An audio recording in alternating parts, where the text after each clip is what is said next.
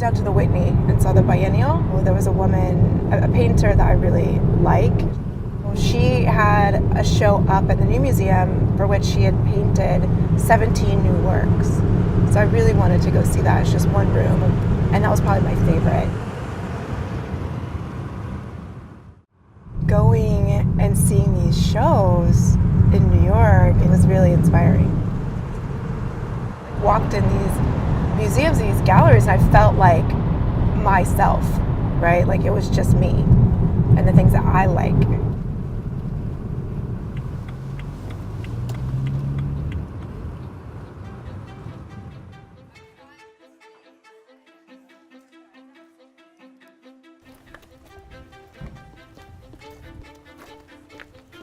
I picked this career because there are moments when I'm teaching something really difficult, or, I literally get to see like the light bulb go off, right, in people's head when they finally understand what is this idea of being with a capital B.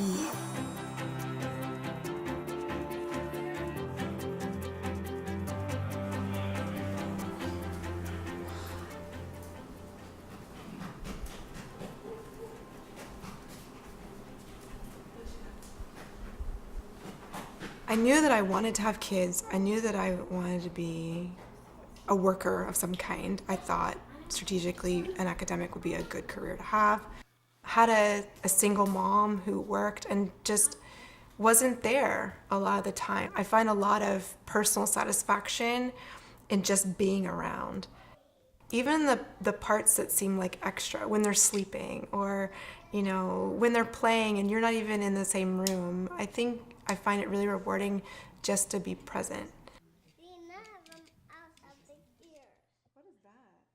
There are those like really distinct moments where you're not looking at the clock and you're not worried about getting somewhere and you're not thinking about, am I damaging them psychologically? Have they had enough to eat? Is that organic enough? What's the toxic level of that cleaner that I've used?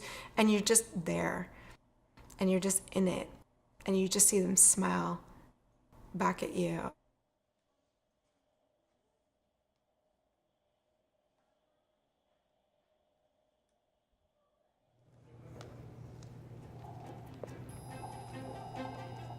I currently work as a design producer for the brand team. So I get to work with designers and I get to help facilitate them getting lost, so to speak, in their creative world and to really spend time brainstorming new ideas. Whereas I'm kind of keeping time and keeping schedule and making sure that we're handing off deliverables. My husband and I were invited with a bunch of other veterans and they flew us out to San Francisco. I was mind blown. It's a creative industry, it's fast paced. I have the same goals and missions. This is where I need to be.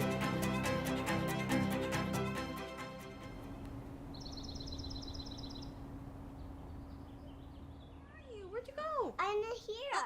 Okay. Is that school? Now we need to. Do you want to now we rest have to split out. Okay, sister? Okay. Oh no, my pack. And my head.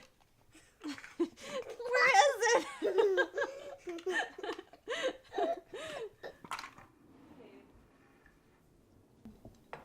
I'm wearing braces, so I can't just eat cookies whenever I want like you. Mom. Okay, sorry though. When I hear the word mama, like, mama, watch me, or just look at me, and they find me so important. Look how I make the sandwich. This is so amazing. How could you live without this?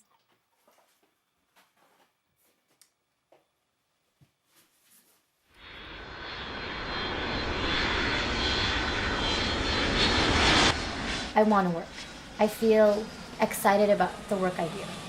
Submitting these really great business proposals and getting big wins, it's a really big part of me. I like feeling I can make impact somewhere.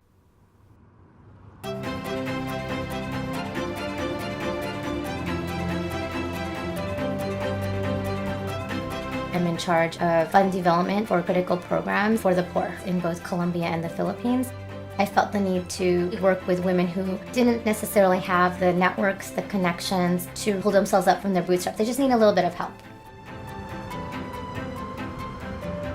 I'll be in New York City in the next couple weeks, and then Mexico City in a month, and then possibly Argentina.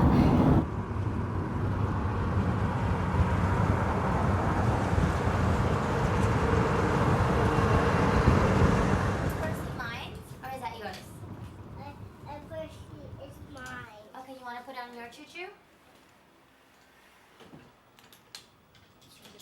So then you do like this. Okay.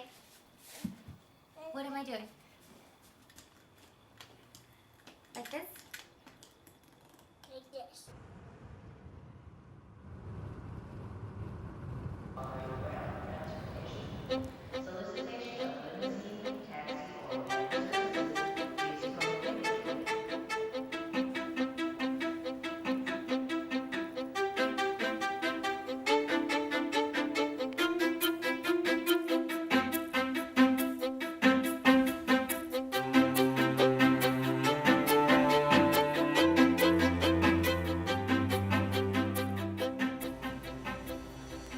I set for myself several goals, like metrics, so that I would be able to achieve what I wanted to achieve professionally, but still have kids.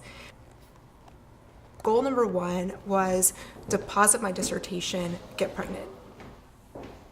Getting a tenure track job in our history is extremely competitive. You know, for my job in particular, there were more than 250 applications. You have to overperform to get hired. And then you add to that the fact that I was pregnant. And so I had to overperform because of my pregnancy, lest they think that I was slacking off somehow. So perfect timing, and the baby would be born over the summer, take any time off, I could go right back to teaching, everything would be great. Luciano was 12 days late. He was the only deadline I ever missed. A lot of these images would have taken several minutes to expose. So rather than having to hold a Becoming a director, I was really hitting my peak, and I needed to start working on trying to eventually have a baby. Getting pregnant was like the happiest thing that ever happened to me. Derek? Love you, Derek. I want this. You want what? What do you want? I to squeeze you down. You want to squeeze me down? What? Oh, you want to... Oh! Derek! Let me see you. When I was pregnant, I managed a team of 4 people that I trained and developed, working with really innovative companies that are all about sustainable sourcing. So there's a care about the environment, there's care about the people who are farming. I felt really connected to the clientele that I worked with.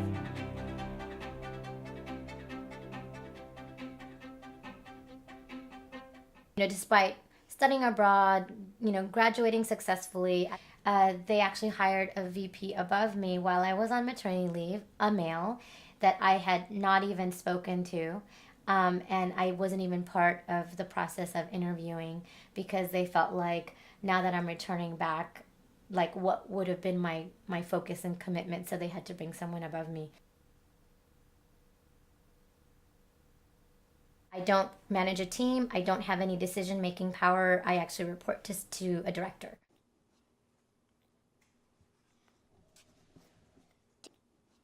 A lot of academics I know are also perfectionists. We're like the overachievers. We go to like school for decades and we are at the front of the classroom and we're taking notes and we want to impress everyone. And then I got this baby that was not the baby I expected. I was teaching a graduate seminar, pumping 7 times a day. I pumped in the car driving on 101. I had to get up at 5 a.m. to leave to beat the traffic. It was just a disaster.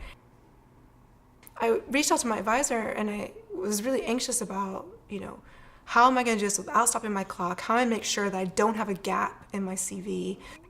I'll never forget. He said, you know, it was fine. You know, I had kids when I was up for tenure, and I just remember, you know, I just went to my office and I just took a lot of naps in the office, and that was fine. And I just got so angry. And I remember I said, put Marianne on the phone, right, which is his wife, because I thought, what do you know, right, about having a baby at home and all the pressures of pumping and not sleeping and trying to teach, and and you already have authority in the classroom. The minute you walk in, right, you have authority. I just thought, like, I just want to give this baby back. Like, I don't want this baby right now.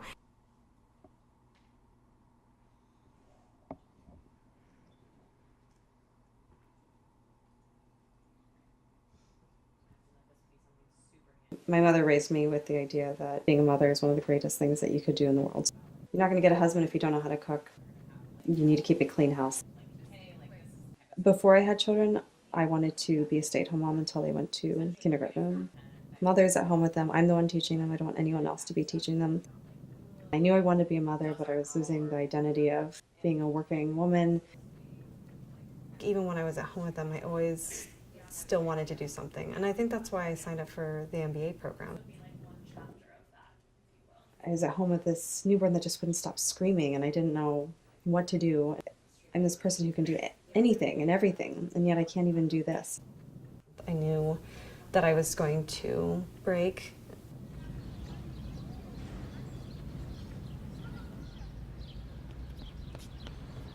Having an au pair has been a really great experience. However, I think what I didn't anticipate and why having an au pair or someone who takes care of your kids and lives with you, because this person really truly becomes part of the family, you realize that you're missing things that you wish you had seen, and you're kind of giving up that aspect of being the first person there if they fall down and kiss away their tears.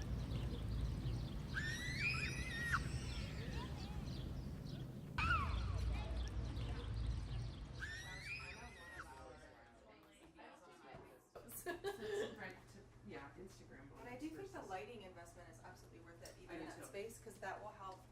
It'll help the Instagram. My first child, I put off my book. I was pregnant with my second, and I, thought, wow, like, I really want to spend more time with the second as a baby than I got to with the first. I went back too soon, and I thought, how can I do this but not miss out on the babiness? I'll get it. I'll just hire a nanny. I'll only work when she's sleeping, and then I'll get all the baby stuff in. And then I realized the thing that I missed with the second was I missed just holding her while she was sleeping. I never did that. I never held her while she was sleeping.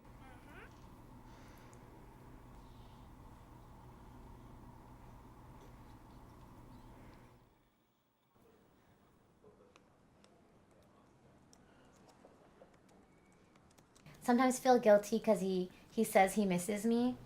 Actually, when they drive the car in, I could hear the garage, and then I could hear him calling for me. And I'm upstairs on a Skype call with the Philippines team, and I'm hearing my son go, "Mama, Mama," and then I could hear my husband yelling for me, and I'm like, I can't do anything. I'm still on a phone call.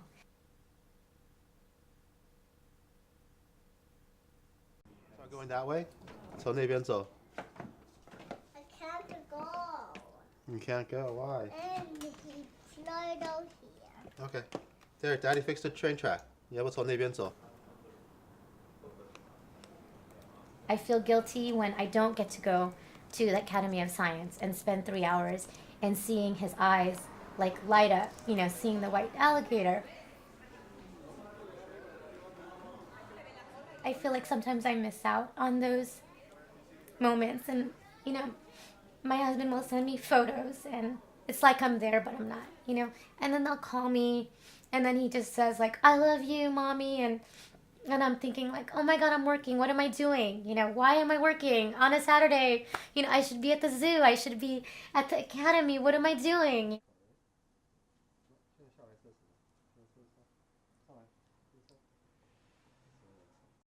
Boxing. Yeah, boxing. I love boxing. What's that word? Basquiat. Basquiat. Boxing balance. Who's that? Have I done a good job as a parent? Do you know what that is? This is a test? Balance. When are they gonna do boxing? Beyonce. That's Beyonce. Oh, here it is. There she is. No. That's boxing. All the Beyonce are together Oh, at the there it end. is. Beyonce. That's Beyonce? No. You're failing this test. Ew, No that's son of mine. Booyah. That's right. Basquiat. Basquiat, whatever. Whatever. What is that? It's just my life's work. I want to pick something. Pick what you want. Yeah. We're gonna hit the limit here of that. We don't like that. You wanna stop now? Yes. Thank you for stopping. What's in it? Luciano Sagese. What? That's it. You're done. You're done. What? No, because I asked you not to do it and you did it anyway. Get the cards. Did you shuffle them? What's wrong with it? Who ruined it? You ruined it. Why did Rose ruin it? Oh, awesome. For a long time, I felt frustrated. Like, why am I not able to do this? Why can't I do this? Why can't I compete? Why can't I do the fellowships? Why can't I get the position? Why can't I get the publication? Am I not trying hard enough? It was never built in that I would have a family, that you would be able to do both of these things. I feel like the deck is kind of stacked against me. Can you move this for me? No. Are you strong enough? Yes. Just let me get it.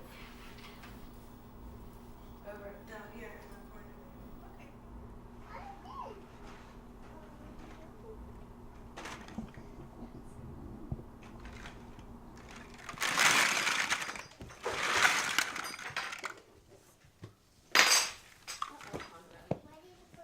Because I do set so many goals or challenges for myself, which might seem like a good thing, and then I overdo it, it starts to become a burden and overwhelms me, and I get really stressed out about everything.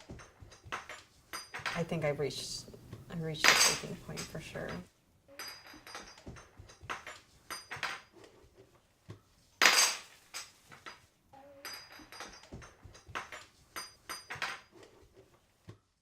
With every baby, there's always been this moment where you're reminded of how things haven't changed. After maternity leave, I get this email from my dean and it says, "Oh, I hear you're interested in being graduate chair. You should know that we're taking nominations now." And I thought, well, that's strange because this is the same dean that told me I would come back as graduate chair. I felt like I was pressured to giving up my administrative position so that I could take this other position that was promised to me. And, you know, I really feel that I'm being punished for taking time off.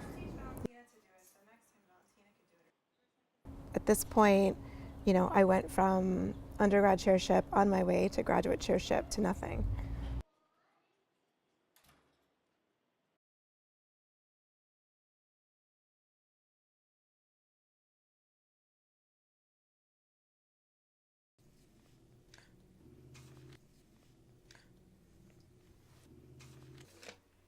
I'm not very good at artist. Well, I think you're a pretty good artist, but you just need to practice. It was just really hard for me to say that I couldn't do it. I even called my sister and I said, I'm taking the semester off and I'm just going to relax. She was like, Cass, you only have 4 classes. What are you doing? Like, knock it out. And then when you're done, you're done. Long has what? Black hair. Yeah, she does. Oh! It's okay. It's all right. It's all right. Put It's all right. on It's all right. yours. It's okay. Here, Conrad, do you want to color in here? Here, you have to get water and you have to get the paints. There we go. Here, do you want me to help you? Check it out. All right. See? Here, there. They're all kind of wet. It's okay. It's okay. I promise I will mix them up. Thanks, Anna. I promise. I really Oops. promise. Here, let's move this a little bit so you have some space.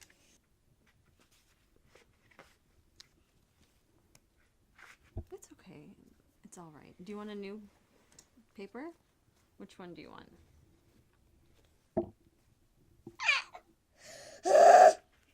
Yeah, it's all right. It's okay. It's okay. Look at this. It's okay. You know what? It's fine. No. He doesn't know. He's just a baby. He doesn't. It's okay. It's okay. Then why am I even doing this? Why am I doing this MBA? What am I going to do with it? I'm not going to let this job go. You know, I really like working here. I'm obviously not going to let my family go. I have to give something up, and it's going to be school. And I think it's just hard because I've just always had this mentality, if I don't do anything, then I'm nothing.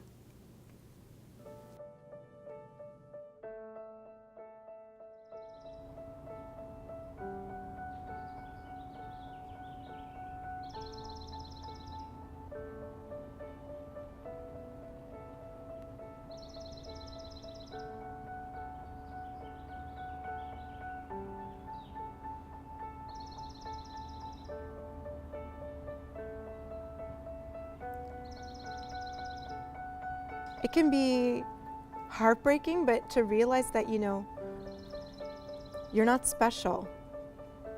You know, you're not. Here I am, a tenured professor with, you know, an administrative position, giving international lectures, winning national book awards, and I still get punished. Is that I realized that no matter what I did, this was going to happen. You know, that it was inevitable.